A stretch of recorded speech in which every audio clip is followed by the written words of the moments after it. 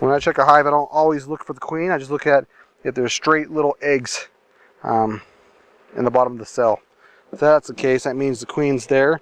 She's just laid an egg for you, and you don't have to find the queen. The funny thing is, when you turn your frame over, she's the first one on the back side. She does not like the sunlight. She's right there. She's an Italian. Just the golden.